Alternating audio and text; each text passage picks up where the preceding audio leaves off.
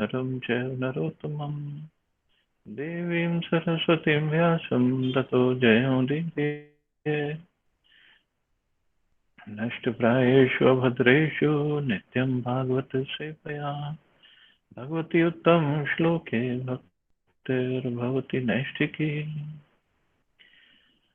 Continuing with the discussion on Srimad Bhagavatam, Canto 4, Chapter 9, and Dhruv Maharaj returns home, text number 53 onwards. Lalyamanam janarevam dhruvam sabhrataram nripaha arapya karnim dhrishtaha stuyamano abhishat puram.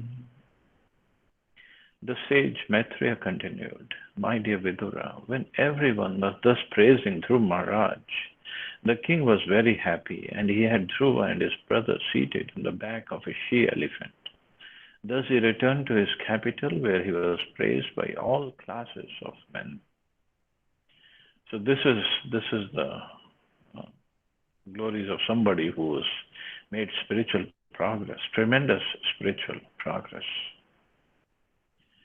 Tatra tatropasankliptairlasanmakartorane savrinda kadali stambhe pugpotescha tadvidhe. The whole city was decorated with columns of banana trees containing bunches of fruits and flowers, and betel nut trees with leaves and branches were seen here and there. There were also many gates set up which were structured to give the appearance of sharks. Auspicious ceremonies with decorations of green leaves, of palms, coconut trees, betel nut trees, banana trees, and fruits, flowers, and leaves are an age-old custom in India. To receive his great son Dhruv Maharaj, King Uttanpad arranged a good reception, and all the citizens very enthusiastically took part with great jubilation. So this is a very age-old custom in Dhruv Maharaj. That is in Satyuga, and still this custom is there. At least in North India, it's pretty much not there. Some places, but South India, it's very much there. They really like to decorate with the trees, leaves, fruits, flowers. Chutapallav vasa sankra muktadam vilambibhi upaskritam prati dwaram apam kumbha sadipakah. At each and every gate there were burning lamps and big water pots decorated with a differently colored cloth, strings of pearls, flower garlands, and hanging mango leaves. Prakarer gopuragare shat kumbha parichada sarvato alankritam Srimad Viman Shikardubhi. In the capital city there were many palaces, city gates, and surrounding walls, which were already very beautiful. And on this occasion, all of them were decorated with golden ornaments. The domes of the city palaces glittered, as did the domes of the beautiful airplanes which hovered over the city. So there were airplanes hovering over the city. Regarding the mention of airplanes here, it is suggested by Shriman Vijayadhwaj Tirtha that on this occasion the demigods from higher planetary systems also came in their airplanes to bestow their blessings on Dhruv Maharaj on his arrival at the capital of his father. It also appears that all the domes of the city palaces as well as the pinnacles of the airplanes were decorated with ornamental work in gold, and being reflected by the sunshine, they were all glittering. We can observe a specific distinction between Dhruv Maharaj's time and modern days, for the airplanes in those days were made of gold, whereas at the present moment airplanes are made of base aluminium. This just gives a hint of the opulence of Dhruv Maharaj's days and the poverty of modern times. So these days we think because we got Rafale and we are very rich and this or that, but that time, look, the domes were made of gold. Airplanes were made of gold. So how much opulence was there at that time? मृष्टचत्वररथ्याटमार्गं चन्दनचर्चितं लाजाक्षतः पुष्पफलैस्तण्डुलैर्बलिभिर्युतम्. All the quadrangles, lanes, and streets in the city, and the raised sitting places at the crossings, were thoroughly cleansed and sprinkled with sandalwood water. And auspicious grains such as rice and barley, and flowers, fruits, and many other auspicious presentations were scattered all over the city. So sprinkled with sandalwood water. All the lanes and streets and the raised sitting places at the crossings. We can only imagine the opulence at that time. ध्रुवाय पथि दृष्टाय तत्र तत्र पुरस्त्रियः सिद्धार्थाक्षत दध्यम्बुद उर्वा पुष्पफलानि च उपजः प्रयुञ्जाना वात्सल्यादिशिषा सति शृण्वंस्तद्वल्गुगीतानि प्राविशद् भवनं पितुः. Thus, as Dhruv Maharaj passed on the road from every place in the neighborhood, all the gentle household ladies assembled to see him, and out of maternal affection they offered their blessings, showering him with white mustard seed, barley, yogurt, water, newly grown grass, fruits and flowers. In this way, Dhruv Maharaj, while hearing the pleasing songs sung by the ladies, entered the palace of his father. Just imagine, he was only 5 years old, and he's getting all the royal welcome. Mahamani vratam maesa tasmin bhavanottame lalito nitaram pitra niyavasad divi devavat.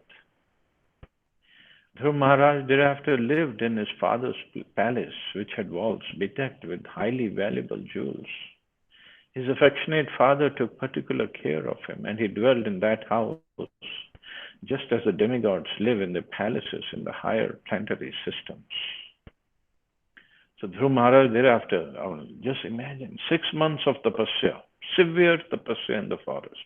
And now he's living in the palace which had halls bedecked with highly valuable jewels. And we can read further about the description of the palace. Paya fena nibhashaya danta rukma parichada asanani maharahani yatra rokma upaskara. The bedding in the palace was as white as a foam of milk and was very soft. The bedsteads were made of ivory with embellishments of gold, and the chairs, benches, and other sitting places and furniture were made of gold. So 6 months of tapasya, and now everything is his for him to enjoy. The only difference is now he does not want to enjoy. He didn't even want these. And Krishna gave him so much. Look at all the opulence that he has now. Yatra svatika kudyeshu mahamarkateshu cha mani pradipa abhanti lalana ratna samyutaha.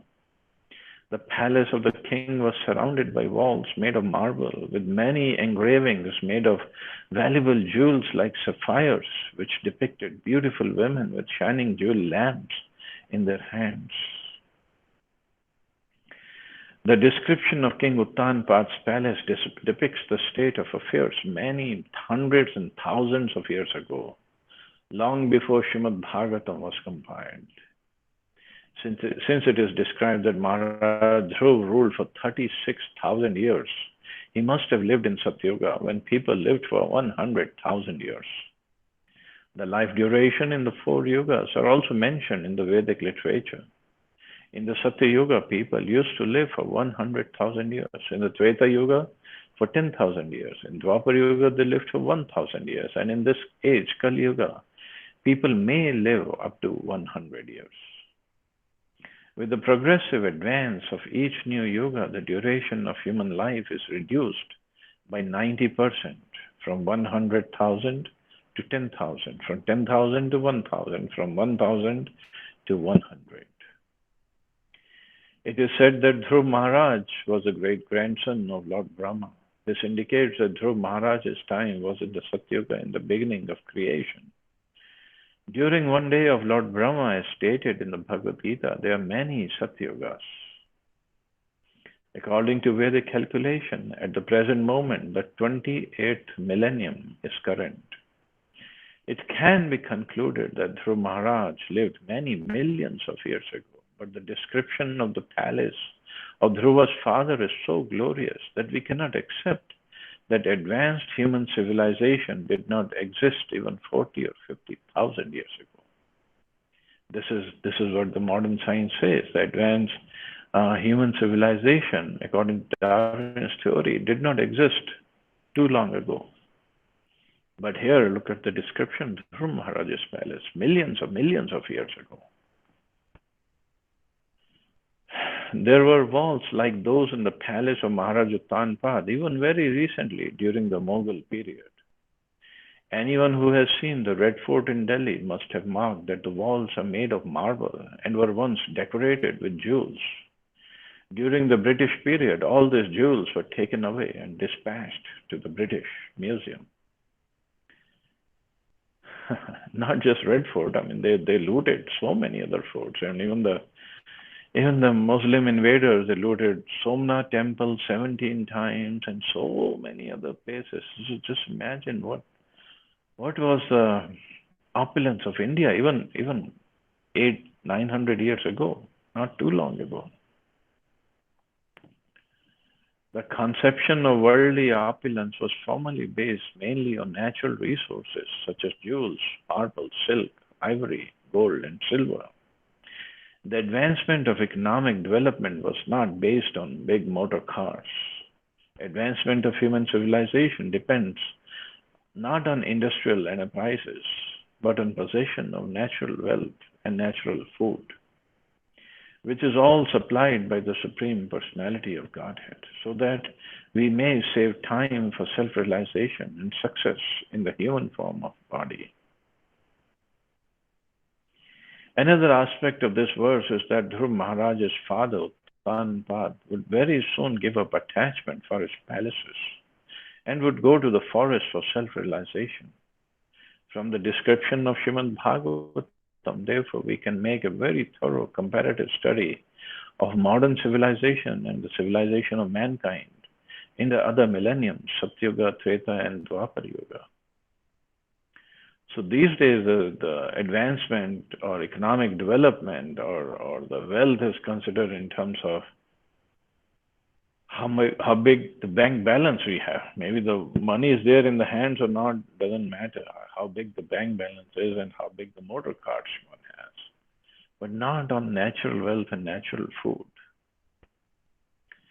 And for this wealth these days, people are stressed out, really stressed out, because they know the enviousness, the competition, the stock markets crash here, there, whatever the government issues, but not in those days. They really had the wealth. Udyanani cha ramyani vichitrair maradhrumah kujad vihang mithunair gayan mattam madhuvratah.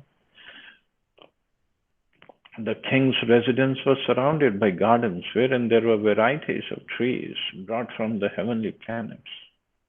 In those trees there were pairs of sweetly singing birds and almost mad bumblebees, which made a very relishable buzzing sound. In this verse, the word Amar Druma, with trees brought from the heavenly planets, is very significant. The heavenly planets are known as Amaraloka, the planets where death is very much delayed, because the people there live for 10,000 years according to the calculations of the demigods, in which our 6 months are equal to 1 day. The demigods live in the heavenly planets for months, years, and 10,000s of years according to demigod time, and then again, after the results of their pious activities are exhausted, they fall down to this earth. These are the statements that can be collected from Vedic literature. As the people they live for 10,000 years, so also do the trees. Of course, here on this earth, there are many trees which live for 10,000 years. So what to speak of the trees on the heavenly planets? They must live for more than many 10,000s of years, and sometimes, as practice, even now, some valuable trees are taken from one place to another. So this, even on this planet, Prabhupada said there are trees which live for 10,000 years. So there are some sequoia trees in California. It's very, very old. I mean, they made a road through the tree just to show us the size of that tree. But in other places, other planets, they must be living. Trees must be there for tens of thousands of years. It's elsewhere stated that when Lord Krishna went to heavenly planets with his wife Satyabhama, he took a Parijat flower tree from heaven and brought it to the earth. There was a fight between Krishna and the demigods due to the Parijata trees being taken from heaven to this planet. The Parijat was planted in the palace of Lord Krishna, which was occupied by Queen Satyabhama. The flower and fruit trees in the heavenly planets are superior, for they are very pleasant and tasteful. And it appears that in the palace of Maharaja Uttanpad, there were many varieties of such trees. And this Parijat tree that Krishna brought and planted in the palace of Queen Satyabhama, it is said that the flowers of those Parijata tree, because it came from heaven, they would never go bad, never go stale. Even when it is taken off from the tree, they'll remain fresh forever. Vapyo Vedurya Sopana Padmot Palak Kumud Badhati Kumudvati Hansakarand Vakular Jushtas Chakra Vasarasa. There were emerald staircases which led to lakes full of variously colored lotus flowers and lilies, and swans, Karandavas, Chakravaks, cranes, and similar other valuable birds were visible in those lakes. It appears that not only was the palace surrounded by compounds and gardens with varieties of trees, but there were small man-made lakes also, where the water was full of many colored lotus flowers and lilies. And to get down to the lakes, there were staircases made of valuable jewels such as emeralds. By the beautifully positioned garden houses, there were many luxuriant birds such as swans, chakravaks, karandavs, and cranes. These birds generally do not live in filthy places like crows do.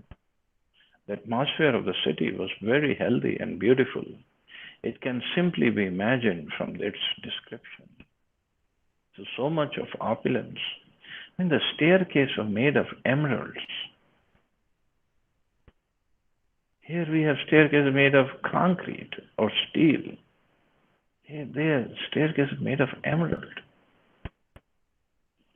Uttanpado Rajarshihi Prabhavam Tanayasya Tam Shrutva Drishtva Adbhutatamam Prapede Vismayam Param. The saintly King Uttanpad, hearing of the glorious deeds of Dhruv Maharaj and personally seeing also how influential and great he was, felt very satisfied, for Dhruva's activities were wonderful to the supreme degree.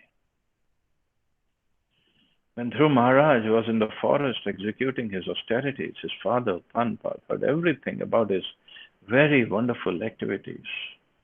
Although Dhruv Maharaj was the son of a king and was only 5 years old, he went to the forest and executed devotion service under strict austerity. Therefore, his acts were all very wonderful. And when he came back home, naturally, because of his spiritual qualifications, he became very popular amongst the citizens. He must have performed many wonderful activities by the grace of the Lord. No one is more satisfied than the father of a person who is credited with glorious activities. So father is always very, even though whether they say it or not, they're very happy when the sons do glorious activities. Maharaj Uttanpad was not an ordinary king. He was a Rajarishi, a saintly king. Formerly, this earth was ruled by one saintly king only. Kings were trained to become saintly. Therefore, they had no other concern than the welfare of the citizens. These saintly kings were properly trained, and as mentioned in Bhagavad Gita also, the science of God or the yoga system or devotional service known as Bhagavad Gita was spoken to the saintly king of the sun planet, Vivasvan, and gradually descended through the Kshatriya kings who were generated from the sun and the moon. If the head of the government is saintly, certainly the citizens become saintly.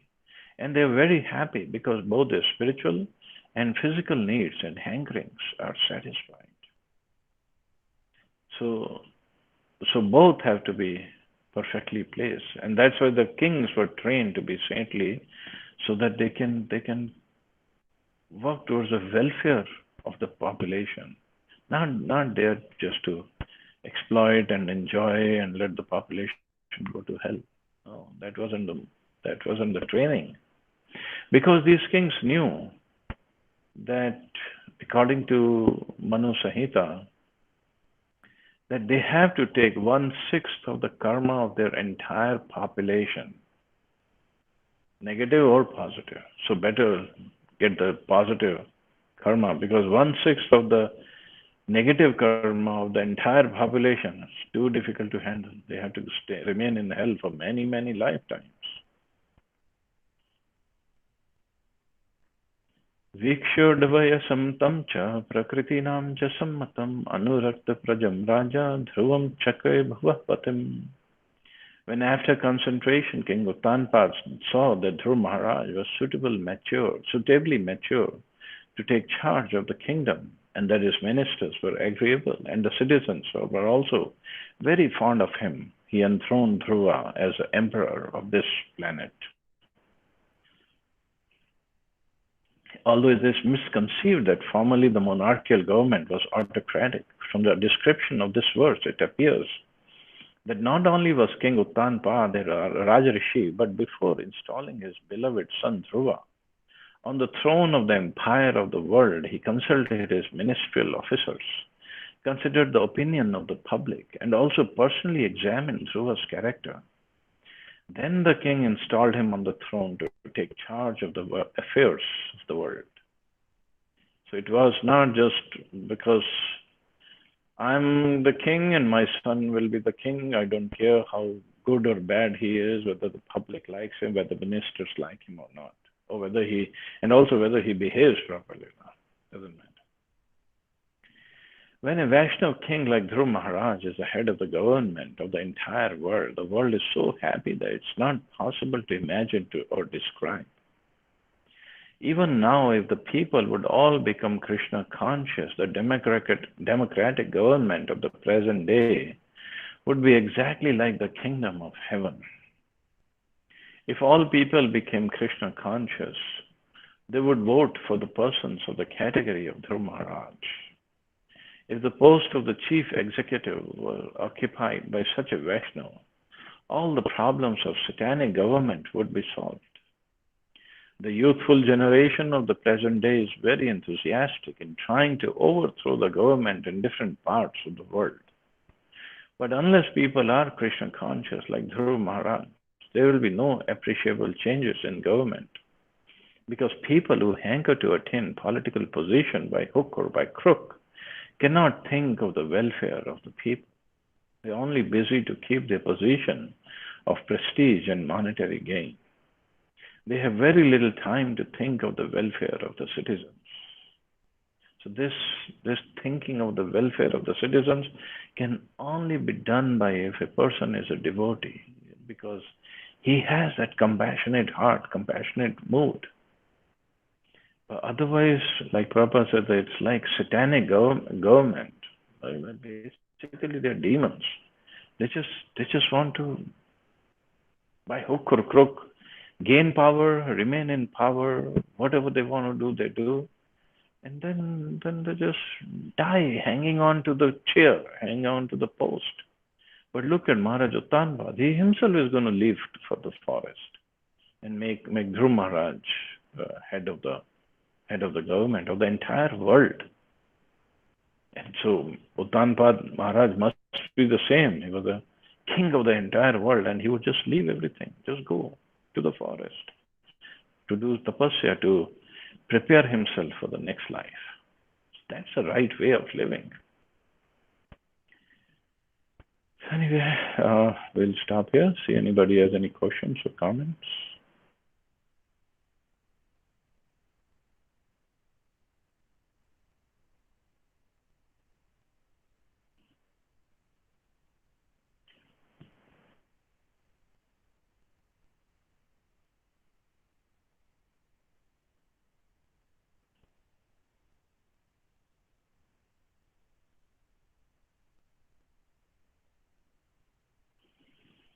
Okay, so we can stop here. You all have a safe and wonderful day. Hare Krishna.